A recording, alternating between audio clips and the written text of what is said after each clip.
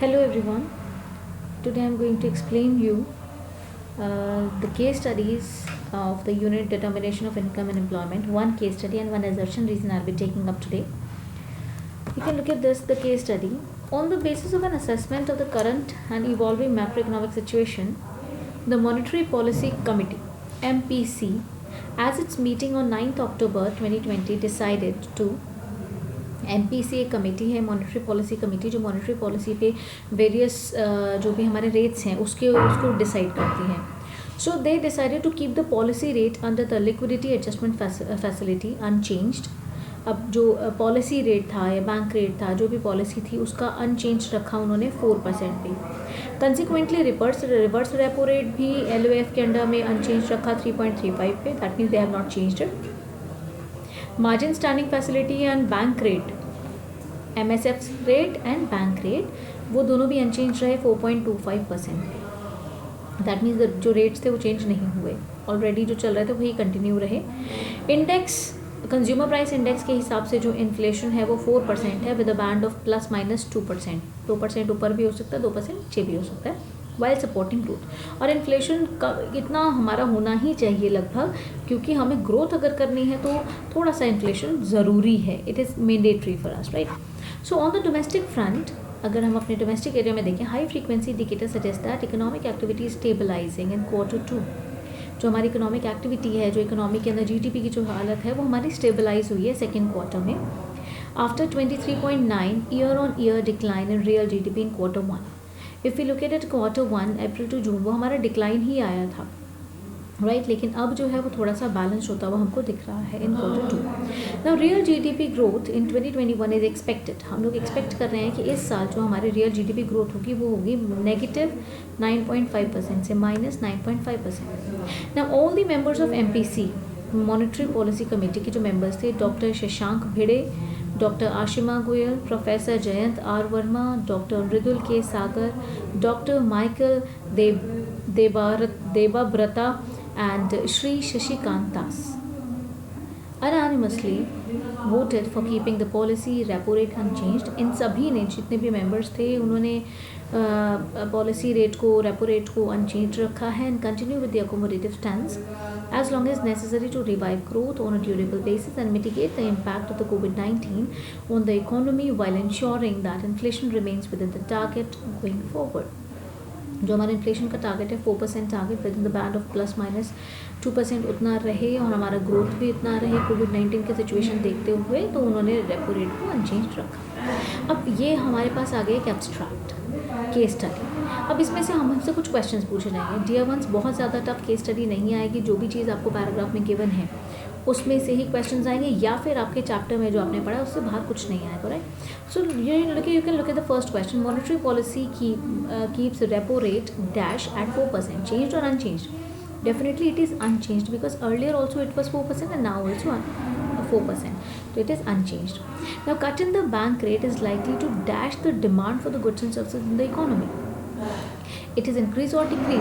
अब देखो, bank rate को कट करने का मतलब कम करना. अगर हम बैंक रेट को कम करते हैं तो गुड्स एंड सर्विसेज की बाहर डिमांड क्या हो जाएगी. Now what is bank rate? Bank rate is a rate on which the commercial bank take loan from the central bank, and if it is reduced, that means जिस पे हम ऊपर से कमर्शियल बैंक, सेंट्रल बैंक से loan ले रहा है, अगर वो कम रेट हो जाएगा, उसका रेट सस्ता हो जाएगा, तो commercial bank will be taken more loan and money supply will be increasing in the economy, and if money supply will increase, demand will increase. Yes, so cut in the bank rate is likely to increase the demand for the goods and services in the economy, because the money supply will also increase. Next question is, monetary policy committee aims to target inflation of 4% within the band of dash to support growth. कितना percent? ±2%, right? इस band के बीच में रहेगा. And the last one is, monetary policy committee consists of total dash members including RBI Governor Shri Shashikant Das. Include करके, श्री शशिकांत दास जो हमारे RBI governor हैं, उनको इंक्लूड करके टोटल मॉनेटरी पॉलिसी कमेटी के अंदर कितने मेंबर्स हैं उनको इंक्लूड करके, अब आप दोबारा उनको देख सकते हो. Number 1 doctor Shashank Bhide, number 2 doctor Ashima Goyal, number 3 professor Jayant R Varma, professor doctor Mridul K Sagar, 4, 5th आ गए डॉक्टर माइकल देबाब्रता, एंड 6th हो गए श्री शशिकांत दास, तो इनको मिलाकर टोटल कितने हुए 6. So here your answer will be 6 members. Now last is real GDP growth is expected to be negative. कितना percent हम मान के चल रहे हैं, कितना होगा, negative 9.5%. This is how you have to answer. इसके आंसर्स भी यहाँ पे लिखे हुए हैं. तो केस स्टडीज बहुत ज़्यादा टफ नहीं आएगी, but first you have to understand the complete paragraph, the abstract given to you, right. And now one assertion reason will be doing. assertion reason में हमारे ऑप्शंस क्या रहते हैं. First is both A and R are true, assertion and reason are true, and reason is the correct explanation of A. Both assertion and reason are true, reason is not the correct explanation of A. If assertion is true and reason is false, and if both assertion and reason are false, अगर दोनों ही false हैं, या फिर एक हो सकता है if assertion is false and reason is true. Now assertion is after the break even point. break even point के बाद income is greater than consumption expenditure. अब now look at the break even point. break even point means जहाँ पर income और consumption बराबर होते हैं. Income और कंजम्पशन बराबर हुए, और after break even point consumption भी हमारी इंक्रीज हो रही है, but income is increasing by more rate, right. तो income is greater than consumption expenditure. Assertion is true. Now reason क्या है. People tends to save more as their income increases. जैसे जैसे लोगों की इनकम बढ़ती जाती है, लोग सेविंग ज़्यादा करना शुरू कर देते हैं. ये भी सही है. तो क्या रीज़न जो है असर्शन का सही रीज़न है कि ब्रेक इवन पॉइंट के बाद income is greater than consumption expenditure. अब देखो, ब्रेक इवन पॉइंट के बाद income is greater than consumption expenditure. अब ब्रेक इवन पॉइंट से पहले भी तो हमारे income is less than consumption expenditure है, बट उस टाइम पे हमारी सेविंग क्या होती है.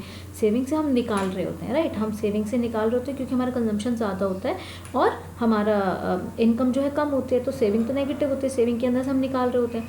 Yes, it is true. जैसे जैसे इनकम हमारी बढ़ती है, लोग सेव करना शुरू कर देते हैं. जब हमारा कंजम्पशन इनकम से कम हो जाएगा, हम सेविंग में डालना शुरू कर देंगे और कंजम्पशन कम करेंगे. So this is both assertion and reason are true, and reason is the correct explanation of A. I hope this is clear to you. For this, minded for assertion reason, your concepts should be very, very, very clear. I hope it is clear to you. Thank you. God bless you all.